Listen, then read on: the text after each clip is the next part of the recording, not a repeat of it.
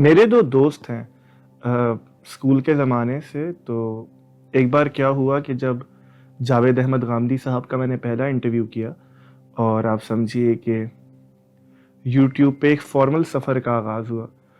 तो उनसे मैंने प्लान्स डिस्कस किए कि यार मैं ये भी करना चाहता हूँ, इसके बाद मैं ये करूँगा, ये मेरे प्लान्स हैं इस तरह के। तो उन प्लान्स में हमारे जो अहमदी हजरात हैं उनके इंटरव्यूज़ भी शामिल थे।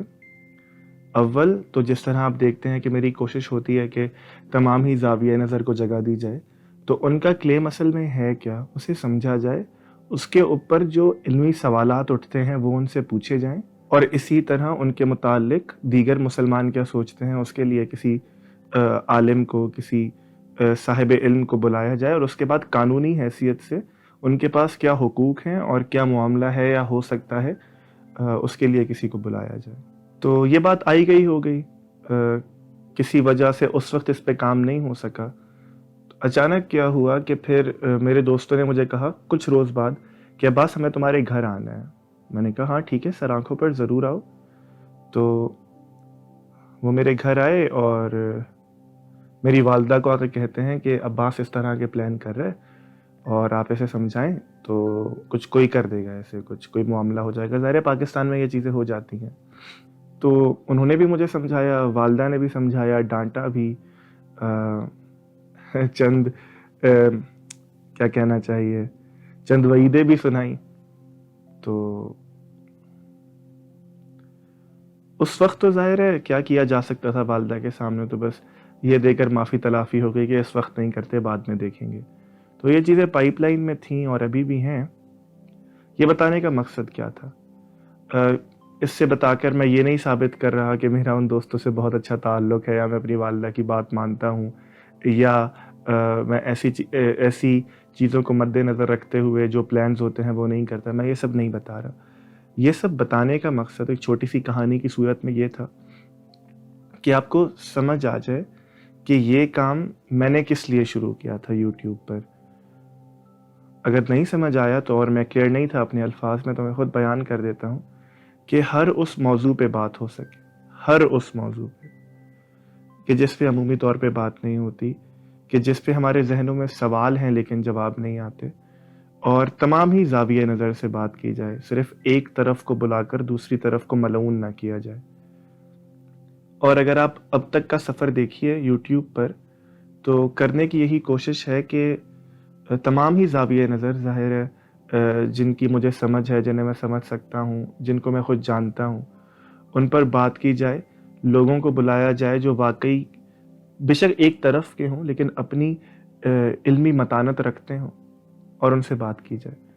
और मामले को समझते किस तरह हैं, हर बात में, हर जुमले में, हर सवाल में, हर जवाब में जवाब तो झलके, या रिसर्च और मुद्दा तो झलके, लेकिन ये भी समझ आए हमें किसी चीज़ को अप्रोच कैसे करते हैं, चीज़ को देखते कैसे हैं।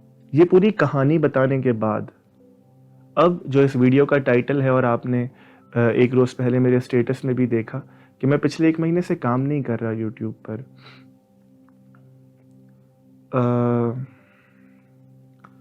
इसकी बहुत सारी वजूहात हो सकती हैं, लेकिन वो भी बताने से पहले मैं कुछ नंबर्स आपसे शेयर करना चाहूँगा।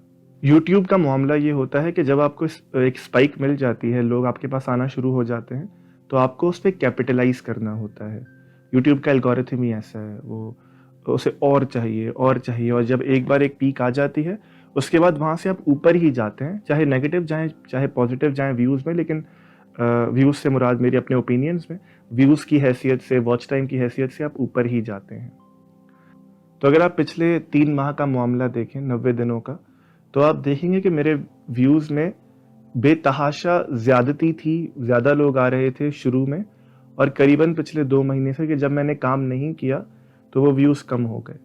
इसी तरह हम वॉच टाइम को भी देखेंगे।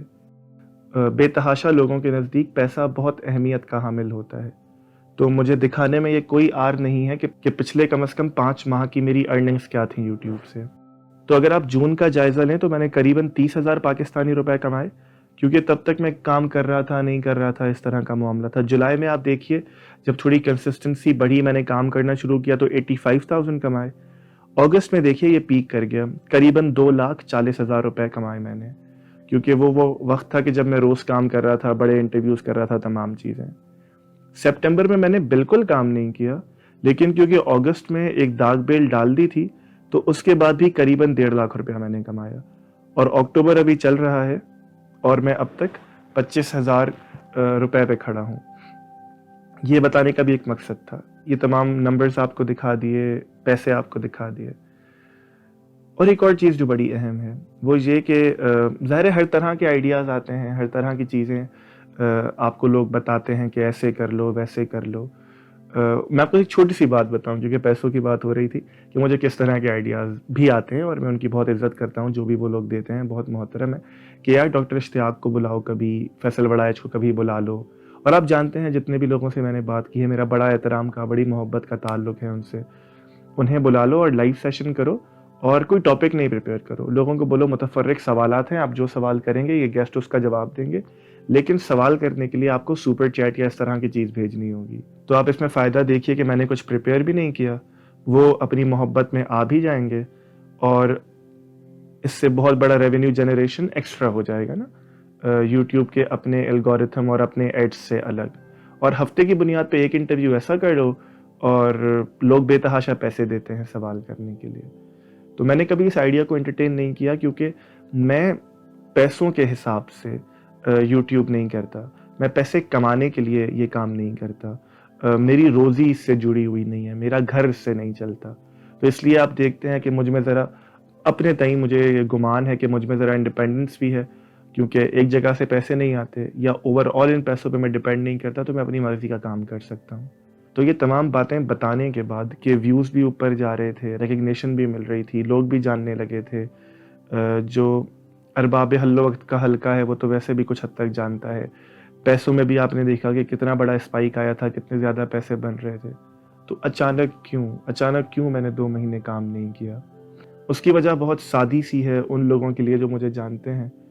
وہ یہ کہ مجھے کرونک ڈپریشن ہے, مجھے ایک بہت شدید قسم کا اسٹریس اور انگزائٹی ہے زندگی میں. اس کے ساتھ چیزیں مینیج کرنا بڑا مشکل ہو جاتا ہے. مینیج کرنے سے مراد یہ نہیں ہے کہ صبح یہ کر لیا تو رات کو وقت نہیں بچا. آپ کو بستر سے اٹھنے کے لیے بھی بہت زیادہ طاقت چاہیے ہوتی ہے. کوئی کام آپ کیوں کر رہے ہیں, اس پہ ذہنی طور پہ سوال اٹھ جاتا ہے. میں نے آپ کو یہ پورا قصہ شروع میں اس لیے بتایا کہ میں یوٹیوب اس لیے کرتا ہوں اور یہ میرے کانشنس کا حصہ ہے. لیکن کچھ چند ایپیسوڈز ایسے آتے ہیں ڈپریشن میں, اور جو اس سے گزرتے ہیں یا گزرے ہیں یا خاکم بدہن گزریں گے, تو وہ یہ دیکھیں گے کہ آپ اپنے وجود پہ سوال کرتے ہو. اور یہ ایسا بھی نہیں ہے کہ میرے ساتھ پہلی بار ہوا ہے.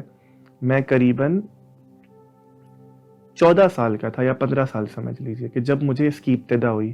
میں ابھی سپٹمبر میں 2 سپٹمبر کو 29 سال کا ہوا ہوں. تو میری عمر کا اکثر حصہ میں نے اس میں گزارا ہے. تو ایسا بھی نہیں ہے کہ میرے لیے کوئی نئی چیز ہے, ایسا بھی نہیں ہے کہ میں تھیراپی نہیں لے رہا تھا, ایسا بھی نہیں ہے کہ میں اپنی جو دوائیاں ہیں اس سے متعلق وہ نہیں لے رہا تھا.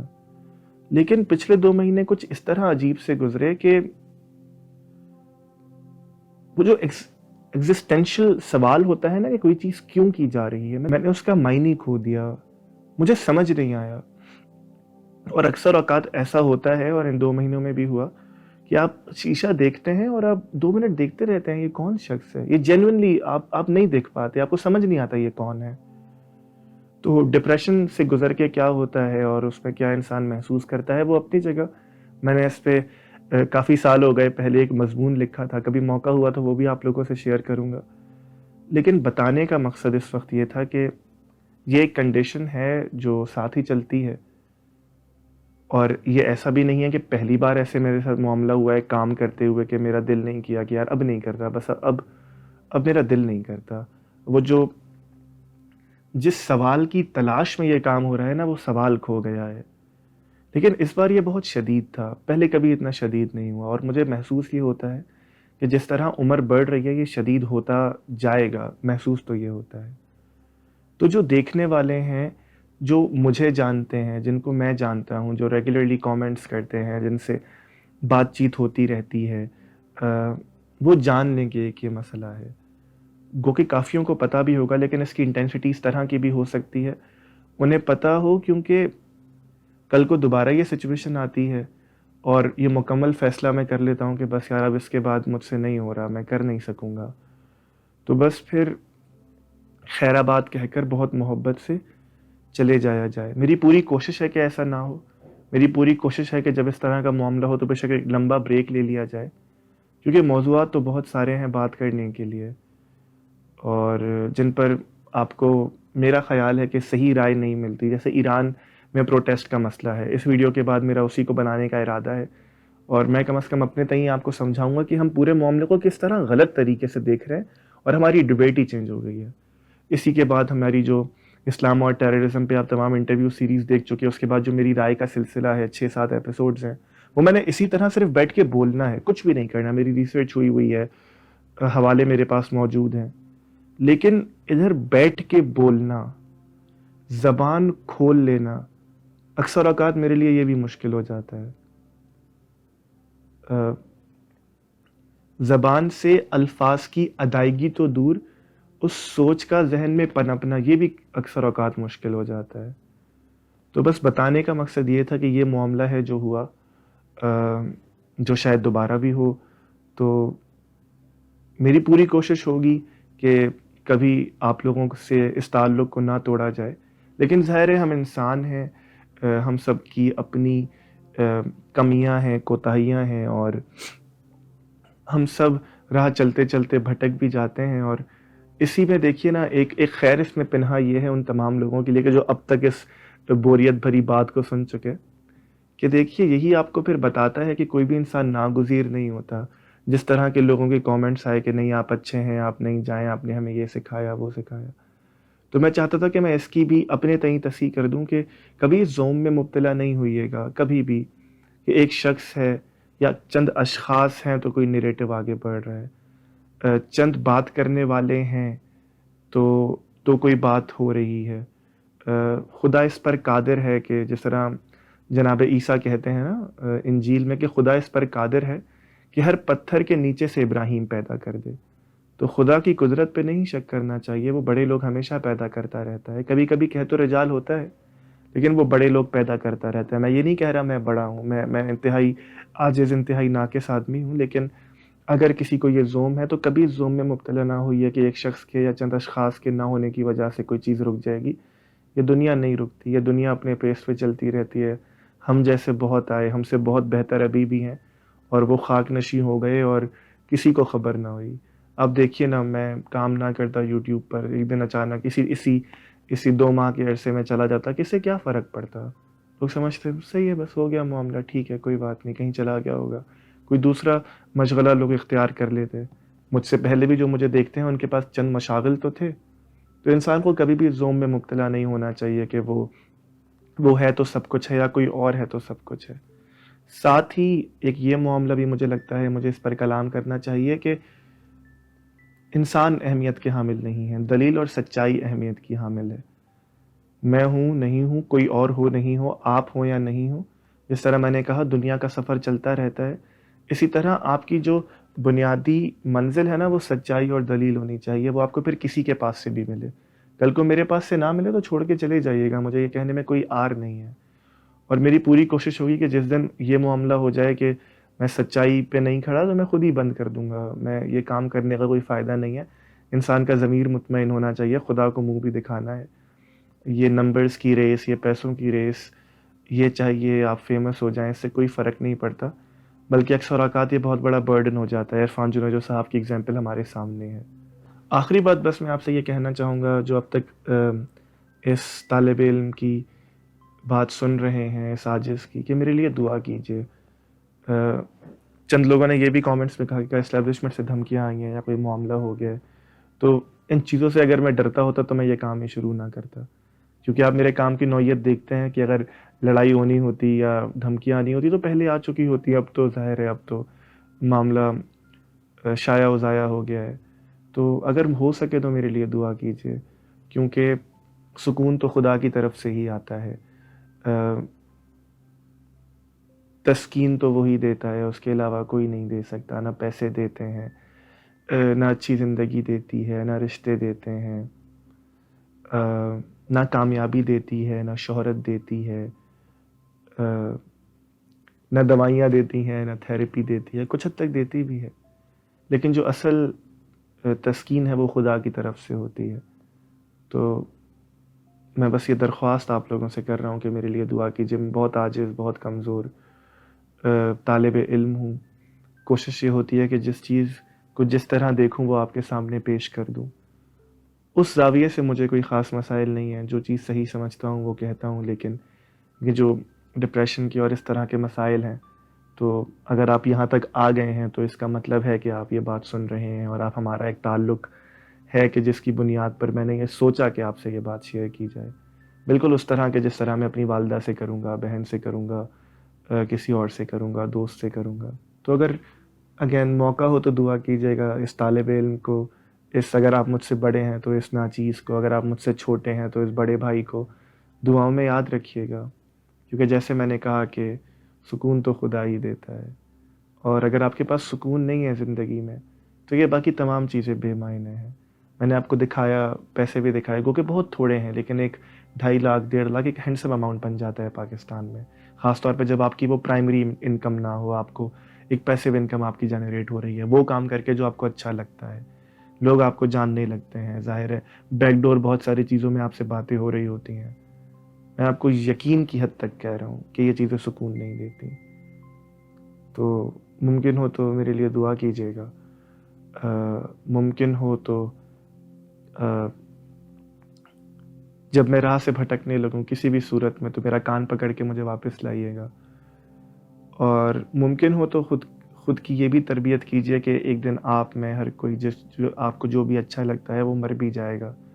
تو اپنی تمام وہ کہتے ہیں نا، do not put your eggs in one basket, سارے انڈے اس میں نہ ڈالیے.